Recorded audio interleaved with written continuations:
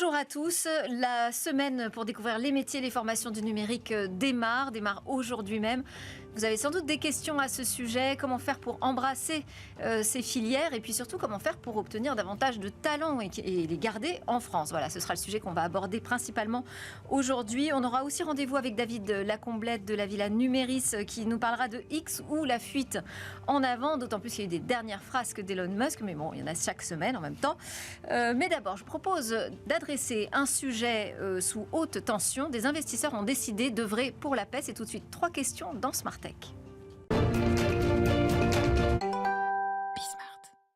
Créer les conditions de la paix à travers la tech, ou plus précisément à travers la création d'un fonds d'investissement. C'est une initiative innovante pour espérer apaiser les tensions dans un contexte de crise, dans un contexte de guerre même. En plateau avec moi, Jean-David Bénichou, serial entrepreneur. Vous êtes un business angel, visiting teacher à PSL Dauphine depuis 5 ans.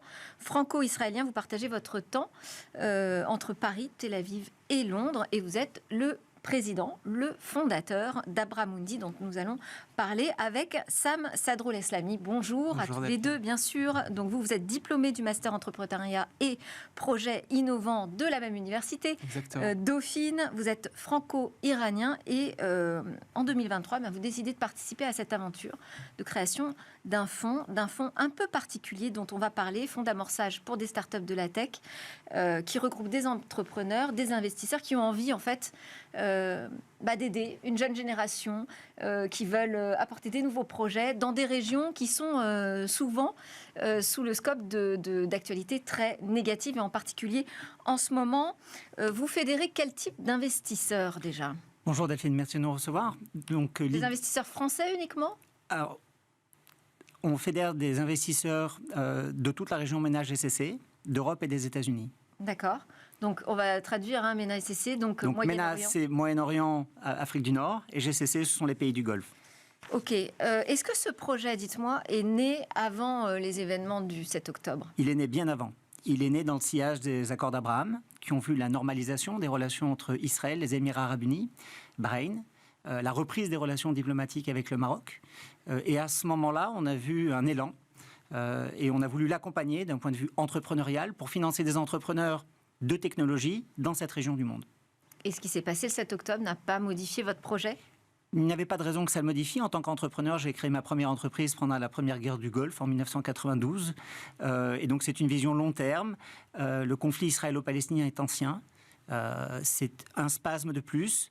Mais l'avenir s'écrira par l'union entre les descendants d'Abraham dans cette région du monde. Alors, donc en plateau, un franco-israélien, un franco-iranien qui décident de travailler ensemble donc pour apaiser ces tensions dans des pays qui s'affrontent en ce moment même. Qu'est-ce qui vous a motivé dans ce projet et pourquoi vous y croyez ? C'est mes racines, c'est mon pays d'origine. Donc quand j'ai rencontré Jean-David, qui était mon professeur à l'université, la première fois qu'il m'a vu, il m'a parlé farsi. On m'avait jamais fait ça. Ouais. Donc forcément, on s'est mis à discuter, on s'est mis à échanger, et la connexion s'est tout de suite faite. Et quand il m'a parlé de son projet, qui faisait déjà mûrir depuis plusieurs années, moi j'ai tout de suite été emballé parce que c'est l'opportunité pour moi d'impacter la région dans laquelle mon pays est, et potentiellement dans l'avenir mon pays, même si pour l'instant l'Iran est sous embargo et que c'est un peu compliqué. J'aspire un jour à pouvoir impacter la région et favoriser le développement de mon pays.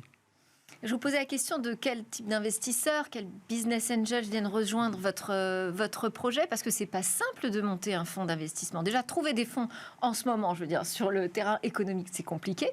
Les convaincre de mettre de l'argent dans des régions aussi sensibles, comment faites-vous ? Alors d'abord, il y a énormément d'argent à investir et c'est une région qui est très riche. Ensuite, je suis entrepreneur depuis 32 ans, mais je suis également business angel et j'ai investi dans un peu plus de 120 entreprises de technologie en 10 ans. Et donc, c'est un écosystème que je connais bien et je ne suis absolument pas le seul à partager cette vision. On est heureux de la porter et je suis très heureux que Sam nous ait rejoint en tant que cofondateur de Abracid 1, donc qui est le premier véhicule. 50 millions, ce n'est pas beaucoup d'argent, mais ça doit nous permettre d'écrire 100 histoires entrepreneuriales mosaïques et donc d'amorcer un mouvement. Donc vous les avez réunis, ces 50 premiers millions ? Alors, nous avons reçu beaucoup de soft commitments et nous avons encore 6 mois pour boucler le budget. On a plutôt des raisons de penser qu'on va y arriver. Et vous allez les chercher où, ces investisseurs ? Comment vous les séduisez ? Comment vous les repérez ? Il y a deux types d'investisseurs. Il y a les investisseurs qu'on connaît, qui font partie de notre cercle proche. Et donc, on leur parle du projet, on leur parle de notre volonté d'impacter la région, d'investir, de faire du profit aussi. Et on les convainc. Et ensuite, il y a les investisseurs qu'on ne connaît pas. Donc, il faut aller les chercher, il faut faire du réseau, il faut faire de la prospection, il faut leur montrer ce qu'on fait. Et c'est en enclenchant ces démarches petit à petit qu'on réussit à convaincre et à les embarquer avec nous dans ce projet. Et comment on crée cette confiance ? Elle existe. Il faut garder à l'esprit, comme disait Montesquieu, que là où il y a le doux commerce, les mœurs sont assagies. Quand on parle d'opportunités d'investissement et que chacun constate que la région Ménage-GCC, c'est probablement un terrain de jeu qui va être l'équivalent de ce qu'a été l'Europe et les États-Unis au cours des 10 dernières années, on a tout de suite l'intérêt des gens qui connaissent ce sujet. Qui sont les nationalités qu'on retrouve majoritairement là, dans cette initiative ? Déjà, la région MENA, c'est très vaste. C'est 20 pays, c'est plus de 450 millions de personnes, c'est un PIB qui nécessite encore de grossir. Mais on a 4 pays qu'on cible en Afrique du Nord et 4 pays au Moyen-Orient. Donc le Maroc, l'Algérie, la Tunisie, l'Égypte, etc. Et donc, nous, on convainc majoritairement les acteurs qui sont sur ces pays-là. D'accord. Donc, vous visez des pays en particulier parce qu'il y a un écosystème déjà très actif en matière de start-up et de start-up dans la tech, parce que c'est ça aussi que vous visez. Alors notre thématique, c'est d'investir dans des entrepreneurs et des entrepreneuses de technologie. Ouais. Et effectivement, dans ces pays, vous avez non seulement des écosystèmes qui naissent, mais vous avez également de l'enseignement supérieur où il y a des écoles d'ingénieurs qui sont réputées. C'est le cas au Maroc, c'est le cas en Algérie, c'est le cas en Tunisie, c'est le cas aux Émirats Arabes Unis, c'est le cas en Arabie Saoudite. Et donc, ce sont nos destinations cibles pour démarrer. Donc l'objectif, c'est d'ici 2027, vous l'avez dit, d'investir ces 50 millions d'euros dans 100 projets innovants. Vous en avez identifié combien déjà aujourd'hui ? On reçoit plus de 50 dossiers par mois. Donc, il y en a énormément à traiter, ça me fait beaucoup de travail. Donc je passe chaque jour à analyser des dossiers et on espère... Qu'est-ce qui fait la différence alors, puisque c'est vous qui choisissez? C'est intéressant de communiquer quelques tips à ceux qui vont envoyer des dossiers encore. C'est un excellent point parce qu'on tombe souvent sur des startups qui sont très early, donc post-création de l'entreprise. Et on n'a pas beaucoup d'éléments. Oui. Il faut souvent se baser sur des choses comme quelle est l'équipe, quelle est sa légitimité, quel est le marché, comment est-ce qu'il croit, quelle est sa taille. Et donc c'est en analysant ces éléments qu'on parvient à déceler les startups qui ont le plus de potentiel. Et sur le fond, il y a des projets que vous avez davantage envie d'accompagner? Alors aujourd'hui, il faut qu'il y ait une mission aussi pour la région. Donc il y a des thématiques plus que des projets. Bon, la thématique du moment, vous en entendez parler partout, c'est l'IA. Donc à peu près un tiers des projets que l'on voit passer sont des projets où l'IA est au cœur du projet entrepreneurial. Il y a d'autres projets dans le domaine de la biologie synthétique. Comment est-ce qu'on fait un steak en passant par une cellule sans passer par la bête? Il y a beaucoup de projets que l'on voit dans le domaine de la robotique. Et de manière générale, beaucoup de projets qui sont liés à l'industrie du software as a service. Et donc là, ce sont souvent des plateformes pour les professionnels. Et vous pensez, enfin vous êtes peut-être même convaincu que c'est par la tech, par l'innovation qu'on peut apaiser les tensions dans ces régions? Complètement. Oui. Déjà, il n'y a pas qu'un impératif qui est conjoncturel d'outrepasser des conflits. Il y a aussi l'impératif de la transition climatique. On sait que ce sont des pays qui sont extrêmement dépendants des hydrocarbures. Et ceux qui réussissent à s'en détacher, à diversifier leur économie, c'est ceux qui arrivent à trouver un autre modèle. Donc un modèle de Startup Nation en se basant sur l'entrepreneuriat et en se basant aussi sur la tech. Et c'est aussi apprendre à collaborer, travailler ensemble, dépasser les frontières. Et donc pour tout ça, on a écrit une charte qui est la charte Mosaïque, oui, qui est l'équivalent des 10 commandements du business et qui en fait transpose dans cette région du monde ce que l'on connaît en France et en Europe au travers du RSE par exemple. Bon, si je vous demande quelles sont vos attentes là pour début 2024 ? Alors, d'avancer dans les commitments, étapes à venir. D'avancer dans les commitments que l'on reçoit et de commencer à déployer du capital. On a déjà un comité de sélection, on a déjà plusieurs entreprises qui ont passé plusieurs étapes. Et donc, on pense qu'on aura réalisé 2-3 investissements d'ici le mois de mars. Et les startups peuvent encore envoyer des dossiers? Elles en envoient tout le temps. Sur notre site internet. Très bien. Merci beaucoup à tous les deux. Merci d'avoir été réunis sur ce plateau. Merci beaucoup. Jean-David Bénichou, fondateur-président d'Abramundi, et Sam Sadroul-Eslami, donc cofondateur d'Abramundi. Et bien maintenant, on va enchaîner avec un tout autre sujet. On va s'intéresser à comment former davantage de talents dans ce secteur du numérique et de la tech. 2023, c'est la première édition de la Semaine du numérique et des sciences informatiques. Ça se déroule donc tout début décembre. C'est plein d'événements qui sont organisés à travers la France avec l'objectif de promouvoir ces filières, ces métiers pour répondre à la demande, à la recherche de talents, de profils spécialisés dans le secteur de la tech et du numérique. Je vais répondre évidemment à quelques-unes des questions des téléspectateurs, mais c'est surtout mes experts qui vont nous apporter les éclairages nécessaires sur cette semaine. Rémi Ferrand est en plateau avec nous. Bonjour. Bonjour. Directeur général de l'association Talents du numérique. Vous œuvrez pour l'attractivité des formations et des métiers dans ce domaine. Vous êtes également depuis 2022 le représentant de la Fédération Syntec en Pays de la Loire. Un petit mot peut-être sur Talents du numérique. 70 établissements d'enseignement supérieur font partie de votre association, ainsi que 2850 entreprises. Hein, c'est ça? Exactement. C'est la particularité de notre association de réunir les établissements de formation et les entreprises numériques sur le sujet de l'attractivité, puisque tous les métiers techniques et scientifiques du numérique sont en pénurie. Donc ce sont le monde professionnel et le monde de l'enseignement supérieur qui sont unis pour créer notre association il y a une quinzaine d'années maintenant. Et donc on œuvre justement pour permettre la rencontre entre les professionnels et les collégiens, les lycéens, pour leur faire connaître les parcours, la diversité des métiers. Et donc, nous sommes à l'initiative de cette semaine du numérique et des sciences informatiques. Et donc, cette implication, elle n'est pas nouvelle, mais en revanche, les besoins sont croissants, donc de toujours plus présents. On va présenter quand même notre autre invitée, Peggy Vicomte, directrice générale du collectif FAMAT Numérique. Bonjour. Bonjour. FAMAT Numérique, donc initiative en faveur d'une meilleure représentation des femmes dans ces filières et métiers du numérique, née en juin 2018 à l'initiative de 6 associations. Là aussi, on voit la représentativité autour de ces sujets. On peut citer le SIGREF, Numéum, Talents du numérique évidemment, la FMD, la CGE, Social Builder, plein d'acteurs publics, privés, associatifs. Alors je voulais qu'on commence quand même par une question de contexte, parce qu'on parle de combien de postes à pourvoir là aujourd'hui dans ces métiers du numérique. Aujourd'hui, on est sur un besoin de plus de 200 000 emplois à horizon 2027.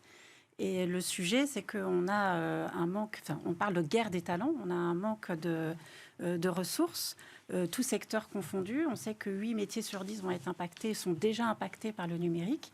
Et donc, FAMAT Numérique, la baseline de FAMAT Numérique, c'est pourquoi se priver de 50% des talents. On pourrait régler une partie du problème si on embauchait les jeunes femmes qui souhaitent travailler sur ces filières. Ouais. Et puis, beaucoup de créations d'emplois qui sont prévues aussi dans ce secteur. Exactement. Il y a un rapport important de France Stratégie, de la DARES, sur les métiers en 2030. Et le premier métier en 2030 en termes de recrutement, c'est l'ingénieur en informatique, devant les métiers de la santé, du service à la personne. Donc, c'est le premier emploi, c'est l'ingénieur en informatique. On estime qu'il manque en gros 10 000 diplômés par an dans le numérique chaque année. Donc, c'est des milles s'accumulent, bien évidemment, d'où le fait qu'on soit tous et toutes mobilisés pour faire en sorte que ces métiers trouvent leur public.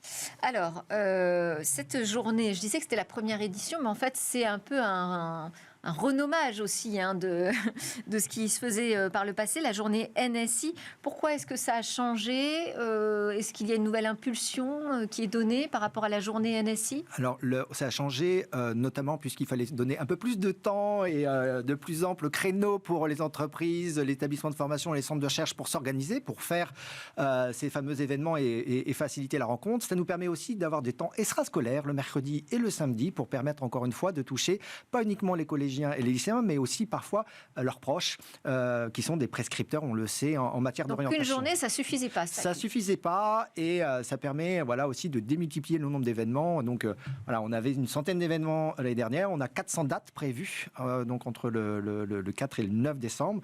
Donc ça permet aussi une explosion des événements, et on peut s'en réjouir. Alors, quand on parle des métiers du numérique, on parle de quel métier exactement? On a une citation là, un ingénieur en informatique, d'accord, pas que ça. Non, les métiers du numérique, c'est différents métiers. Il y a 15 métiers phares, mais en fait, il y en a beaucoup plus. On peut travailler dans le numérique, dans l'agriculture, par exemple. Aujourd'hui, on sait qu'un agriculteur ou une agricultrice peut utiliser des capteurs et un programme pendant la mise bas pour aller se reposer et surveiller la mise bas à distance. On parle aussi de numérique dans la santé pour peut-être détecter des cancers de manière non invasive.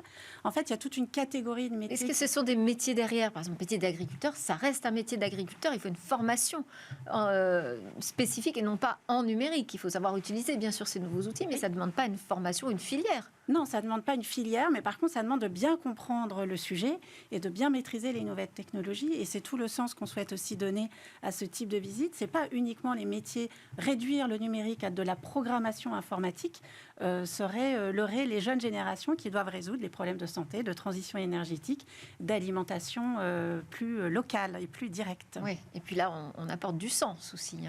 C'est tout l'intérêt de ce travail sur la communication du numérique, et ce qui fait qu'on a peut-être pas su parler à certains publics, notamment le public féminin, c'est porter la question du sens, le sens du numérique, à quoi ça sert. Donc on le sait, notamment le public féminin est très attiré par les métiers de la santé, puisque évidemment on guérit, on soigne et on améliore le quotidien. Et en fait, la santé sans numérique, à l'avenir, ça sera quand même très compliqué. Donc rappeler à quoi le numérique change la vie, change le monde, est innovant et et plein de sens en soi, en parlant d'agriculture, en parlant d'agroalimentaire, en parlant de santé, tous ces secteurs étant impliqués. On a besoin donc de nouvelles compétences, mais est-ce qu'on a vraiment un problème d'attractivité dans le numérique? Parce qu'on a l'impression quand même avec cette Startup Nation, la French Tech, on se dit bon, tout le monde veut monter sa boîte aujourd'hui. Est-ce qu'on a vraiment un problème d'attractivité? On a vraiment un problème d'attractivité. Il y a une désaffection des jeunes vers ces métiers. On a parlé de l'agriculture, de la santé. Une méconnaissance en fait des métiers, et puis on pense qu'ils sont digital natives, donc ils savent l'utiliser, mais ils ne comprennent pas la conception, ils n'ont pas envie de s'appliquer dans la conception et dans l'amélioration de nos systèmes d'information. On a parlé de métiers un peu connexes, évidemment, il y a les métiers de direction de systèmes d'information, de cybersécurité, qui là sont au cœur du numérique, et là on a une désaffection complète des jeunes, et tout particulièrement des filles qui ne se dirigent pas vers ces métiers. Et pour rebondir, c'est vraiment de faire en sorte que les jeunes ne soient plus seulement consommateurs, mais acteurs. C'est-à-dire qu'ils sont évidemment consommateurs du numérique au quotidien, face à leurs écrans, mais ils ne se posent pas la question de ce qu'il y a derrière. Donc comment ces outils ont été développés, quels sont les services associés. Donc c'est ce basculement entre la consommation et l'action, et la réflexion aussi, puisqu'il faut penser le numérique, qu'on porte tous collectivement. Et pourquoi ce défaut d'attractivité ? Pourquoi on attire moins de jeunes aujourd'hui dans ces filières, dans ces métiers ? Alors, il faut dire que déjà le numérique est aussi en croissance, voire hyper-croissance. Donc, nos besoins aussi ont explosé par rapport à... C'est pour ça que, est-ce que ce n'est pas un miroir déformant ? Est-ce que c'est l'accroissement du numérique qui fait qu'on manque de talent ? Est-ce qu'on a vraiment un problème d'attractivité ? Un peu des deux, vous allez me dire, c'est ça ? Oui, on voit qu'il y a un peu moins d'élèves ingénieurs, de candidatures dans les écoles d'ingénieurs ces 2 dernières années. Pour parler plus particulièrement des filles, on voit par exemple ces 2000 filles qui ont choisi la spécialité NSI en terminale, et c'est 1 sur 2 qui l'abandonne entre la première et la terminale.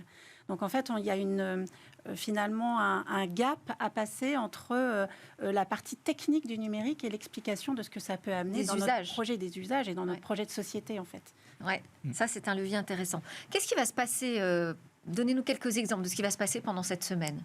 Alors très concrètement, on a demandé à nos entreprises, à nos établissements de formation et aux centres de recherche d'aller à la rencontre des collèges et des lycées, donc pour déjà exposer effectivement la réalité des parcours, avoir aussi ce rôle de rôle modèle pour rendre palpable et tangible de ce qu'est un parcours et ce qu'est un parcours professionnel numérique. Et réciproquement, on a demandé à ces organisations d'ouvrir leurs portes au collège et au lycée pour, là encore une fois, rendre concret ce que c'est la vie d'un professionnel du numérique, puisque finalement l'objet c'est quand même de déconstruire des représentations fausses ou négatives que les jeunes peuvent avoir. Donc en facilitant la rencontre entre ces professionnels et ces jeunes, en disant à ces jeunes, voilà, il y a des professionnels numériques proches de chez vous, c'est encore une fois c'est concret et vous pouvez vous identifier, vous pouvez avancer. C'est quand même ça l'objectif de cette semaine-là, c'est cette rencontre et rendre concret, palpable ces parcours. Du côté de Fermat Numérique ? Alors, on a mené un partenariat entre les French Women in Big Data et l'Académie de Paris. Donc, il y a des lycées qui ont levé la main pour aller visiter des entreprises, plutôt des grandes entreprises, sur l'Académie de Paris, en l'occurrence, cette année, mais on espère évidemment le faire dans l'ensemble des académies. Il y a aussi un des Girls Tech Day qui vont se passer en Guadeloupe. Que l'idée, c'est de ne pas rester d'éviter le parisianisme et puis de démultiplier les actions sur le territoire et de ne pas oublier les territoires ultramarins qui sont évidemment, sur lesquels c'est pas le plus facile d'agir sur ce sujet-là.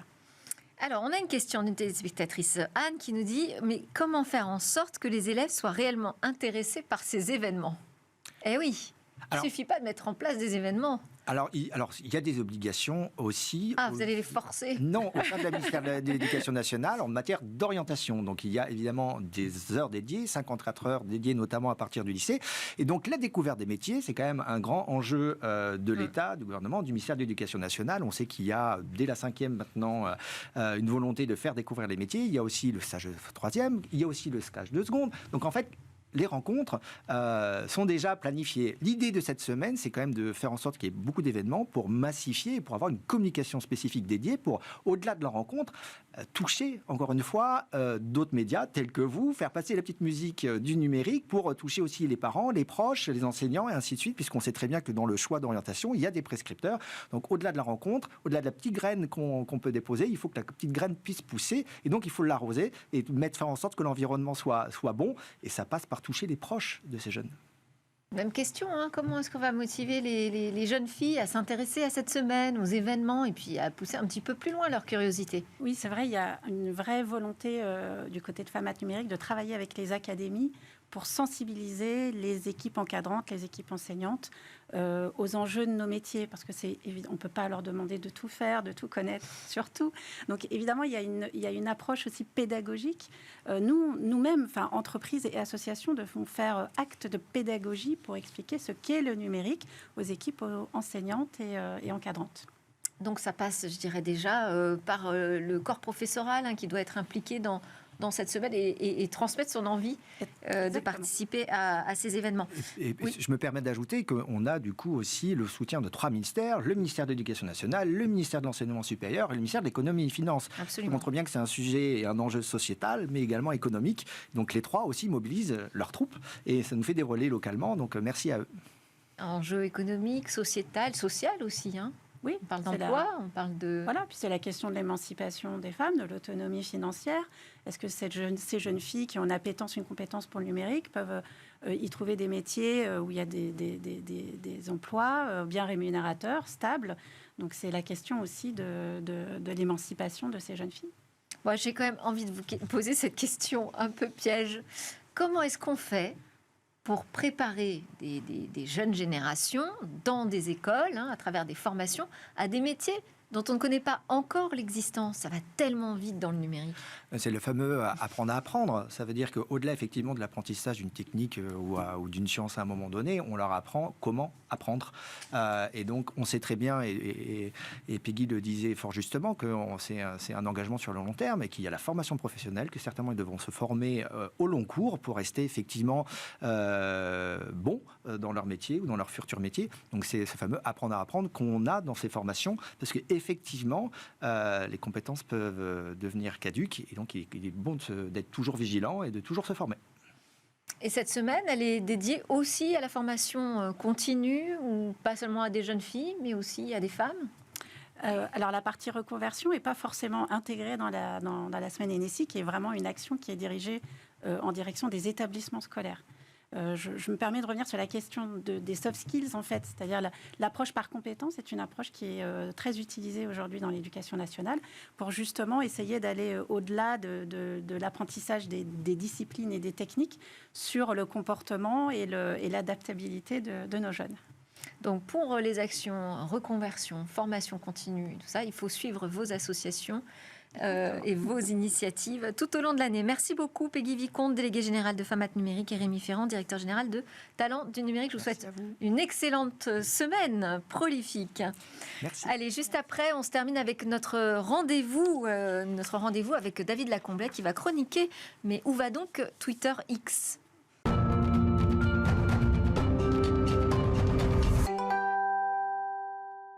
On termine cette édition avec la chronique de David Lacomblet. Bonjour David. Bonjour Delphine. Président de la Villa Numéris. Aujourd'hui, vous allez nous parler de X, la fuite en avant. C'est le titre que vous avez choisi pour votre chronique.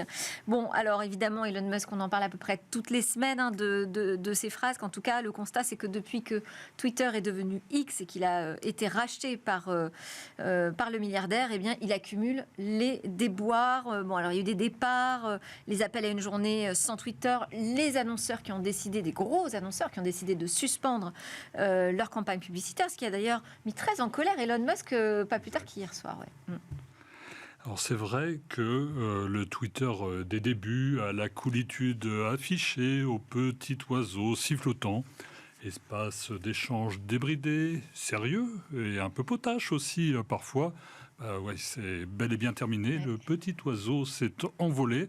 Place au combat debout. Alors, je sais bien que c'est un concept qui a été inventé en Californie en 1930, mais ce n'était pas une raison suffisante pour le transposer à l'ère numérique sur des réseaux sociaux. Twitter était devenu l'apanage des leaders d'opinion, les journalistes, les responsables politiques, et un peu sa limite en matière économique, avec des espaces publicitaires relativement réduits et donc peu attractifs, et un modèle économique qui ne dépendait que de la publicité. Et donc, effectivement, quand Elon Musk a pris le pouvoir pour 45 milliards d'euros quand même il y a un an de cela, il a voulu aller vite pour marquer les esprits, mais aussi pour tenter de retrouver une rentabilité que le groupe n'a connue que 2 fois en 15 ans d'existence. Et bien sûr, ses premières actions ont consisté à réduire et les investissements et les salaires, en tout cas les emplois, puisqu'il a divisé par 2 la masse salariale. Et aujourd'hui, il annonce une masse salariale qui aurait été réduite de 80% en un an. Bon, et c'est vrai que depuis, tout est beaucoup plus violent, exacerbé quand même sur le réseau social. Alors, est-ce que c'est suffisant pour expliquer le départ de personnalités ou le retrait de grands annonceurs, retrait temporaire, hein. On a une labellisation aussi des comptes qui est désormais accessible à tous. Voilà. Est-ce que tout ça, ce sont des ingrédients qui expliquent cette fuite en avant? Alors c'est vrai que la réduction des charges a eu 2 effets. Un, sur la stabilité de la plateforme. Souvenons-nous qu'au cours de la dernière année, il y a eu pas mal de pannes conséquentes, voire mondiales parfois. Sur la modération également, qui est moins encadrée, et sur le filtrage automatique. Et c'est vrai que les labels, ces petits macarons bleus qui sont sur les sites avant, étaient réservés à des personnalités qui étaient des ambassadeurs en quelque sorte, et que désormais, tout à chacun peut les acquérir, moyennant 10 euros par mois. Et c'est d'ailleurs ceux qui avaient besoin d'une virginité pour se refaire qui les ont acquis en premier. Et effectivement, aujourd'hui, vous avez l'impression d'avoir des paroles sensées qui ne le sont pas du tout et qui colportent tout le lit de la société en matière d'antisémitisme, de racisme, d'homophobie et bien pire encore. Alors, est-ce qu'il faut faire comme Anne Hidalgo et quitter X? Alors, on a vu que des personnalités comme la maire de Paris avaient quitté X en l'annonçant par pertes et fracas, que des annonceurs également ont décidé d'interrompre leur campagne, notamment après les accusations étayées contre Elon Musk d'antisémitisme. Et d'ailleurs, on voit bien qu'entre les deux, les annonceurs lui ont fait un peu plus de mal, puisqu'il s'est attaqué, comme vous le mentionnez tout à l'heure, directement à eux. On estime à 75 millions de dollars la perte sèche pour l'exercice en cours à la suite du retrait de ces annonceurs. Et ce qui est intéressant, c'est de voir comment Elon Musk argumente face à ces annonceurs, puisque clairement, il leur dit « vous êtes en train de mettre en péril la démocratie », puisque si X vient disparaître, c'est un porte-voix de la démocratie qui va disparaître. Et ce qui montre bien d'ailleurs en creux les raisons qui ont conduit Elon Musk à acquérir cette plateforme. Comme des industriels au siècle dernier investissaient dans de la presse et des quotidiens, lui a acquis une des plateformes les plus renommées au monde, dont d'ailleurs il est le compte qui a le plus de followers aujourd'hui. Donc, tout le monde va peut-être aller sur Olvid, la messagerie 100% chiffrée, qu'on avait présentée d'ailleurs en 2021 dans Smartech et qui est aujourd'hui vantée par le gouvernement. Et effectivement, les ministres sont enjoints d'aller dessus. Ça montre que les Français savent faire des applications. Faudra-t-il encore maintenant montrer qu'il y aura de l'audience, parce que les réseaux sociaux ne valent que s'il y a tout le monde. Merci beaucoup David Lacomblède. Merci à tous de nous suivre. C'était Smartech, c'est déjà terminé. On se retrouve très vite pour de nouvelles aventures sur la tech.